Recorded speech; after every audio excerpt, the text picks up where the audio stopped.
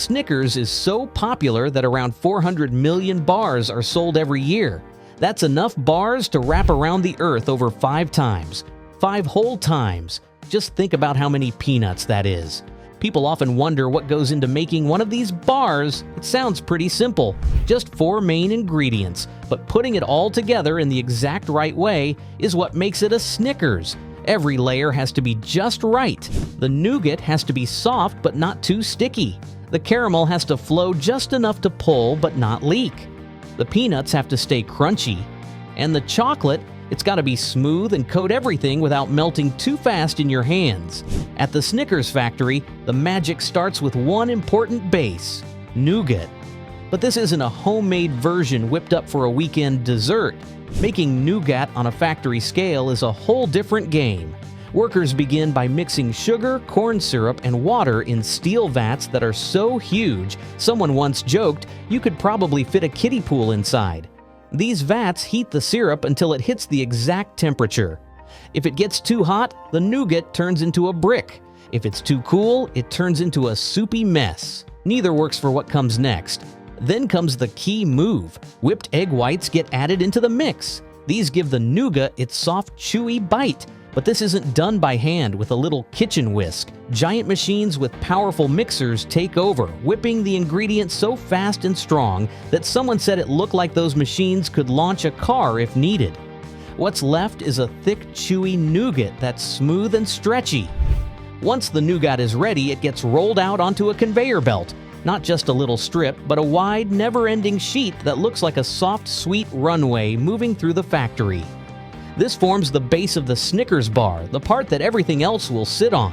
Now, here comes the next step: caramel time. The caramel process might be the most hypnotic part of the whole operation. Sugar, milk, and butter are melted down into a thick golden syrup. It's stirred and heated until it reaches that perfect golden brown color that screams caramel. Then it's gently poured over the moving nougat sheet. This is where the factory's precision really kicks in. The caramel has to be just right, not too runny or it'll spill everywhere, and not too firm or it'll clump instead of spreading evenly. Machines are carefully calibrated to get that texture spot on every time. As the caramel spreads, the conveyor moves at just the right speed, giving it time to settle into a smooth layer on top of the nougat. The peanut step in making a Snickers bar might not sound flashy, but it's the real MVP moment. Workers start by roasting the peanuts in large ovens where they're tossed and turned to get evenly golden. It's not a quick toast either. The goal is to give each peanut the perfect crunch without burning it. Think of it like a peanut boot camp. Except instead of drills, there's heat, and instead of metals, there's crunch. After roasting, the peanuts are sent on their next trip, the caramel-covered nougat layer. As the bar moves along the conveyor belt, it meets a machine that rains roasted peanuts from above. Some describe it like a peanut confetti shower happening in real time. The machine is designed to make sure each bar gets the right number of peanuts, around 16 per bar. Once the peanuts have landed, they settle into the caramel while it's still warm. That way they stick in place and don't roll off. Now onto what might be the most satisfying part, the chocolate.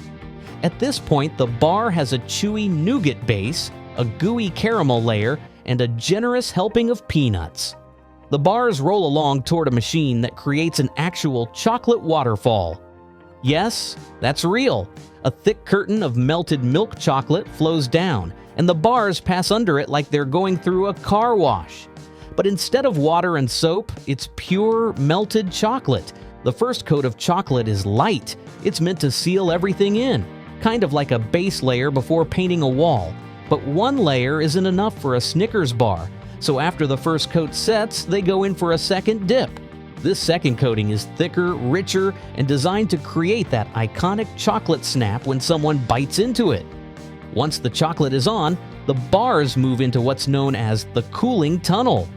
This is where the chocolate firms up.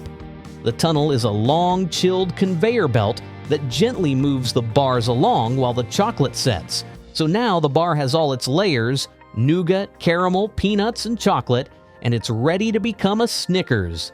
But let's zoom in on that cooling tunnel for a second. because this part is way more important than it sounds. The temperature here has to be kept within a super narrow range. If it's too cold, the chocolate sets too quickly and can crack or lose its shine. If it's too warm, the chocolate stays soft and sticky, and the whole bar turns into a gooey mess when it hits the wrapper. Engineers have to constantly monitor airflow, temperature, and humidity inside the tunnel. It's basically a climate-controlled mini ecosystem, just for chocolate. Now comes the slicing. The bar doesn't start off as a single bar. It's made in large sheets like giant candy carpets. Machines with incredibly sharp blades cut these long sheets into individual bars at high speed. It's fast, it's precise, and it has to be. A few seconds too slow, and the whole production line would get backed up. These machines don't play around. They're calibrated to cut the bars with perfect consistency. Every single bar needs to look and feel the same, from length to thickness to peanut placement. After cutting, the bars shoot forward toward the wrapping machines. Each bar zooms down the line, hits the wrapper, and gets sealed up in that familiar brown and white packaging with the big Snickers logo right across the front. It's fast, almost too fast to follow with the eyes. But even at this stage, precision is everything. The wrapper has to be sealed tight, aligned correctly, and printed perfectly. It's not just about presentation, it also keeps the bar fresh. Here's something wild. While Snickers bars are made in the US, their ingredients come from all over the Americas. Sugar is shipped in from Brazil, peanuts travel up from Argentina, and the cocoa that gives Snickers its chocolate kick often comes from Guyana. The smooth vanilla? That's straight out of Mexico. Corn syrup is homegrown in Iowa, milk comes from Wisconsin's dairy farms, and even the paper wrapper has Canadian roots. So every bar is basically a mini world tour in your hand.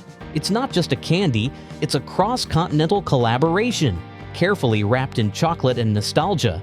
Before any Snickers bar makes it into a box for shipping, it has to pass quality control.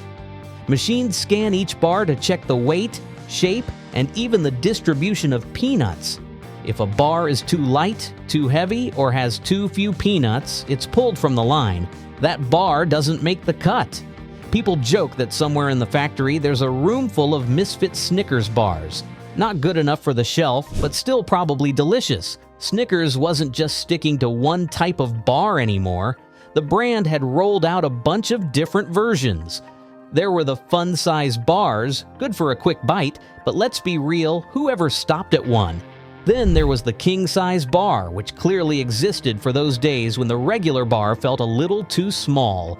And it didn't stop there. Snickers ice cream bars became a thing too. Instead of nougat, they packed in ice cream, but kept the caramel, peanuts, and chocolate. So yeah, it still felt like a Snickers, just colder and creamier. They even came up with Snickers protein bars. Those looked like regular bars, but had extra protein, probably for people wanting to snack while pretending they were making a healthier choice. This got people talking. Was Snickers the best chocolate bar out there? Some seemed pretty convinced. Others stayed loyal to different bars. But no one could really argue with what made Snickers special. It wasn't just one flavor or one texture. It was a mix of chewy, crunchy, salty, and sweet, all wrapped in smooth milk chocolate, and that combo worked in almost any situation. Road trip? Snickers. Midday energy slump? Still Snickers. Craving something after dinner? Snickers again. Then there were those ads, "You're not you when you're hungry." They didn't just promote candy, they gave it a purpose. Now here's the real question. Is Snickers actually the best chocolate bar out there? Drop a comment and let it be known. And don't forget to like, share, and subscribe.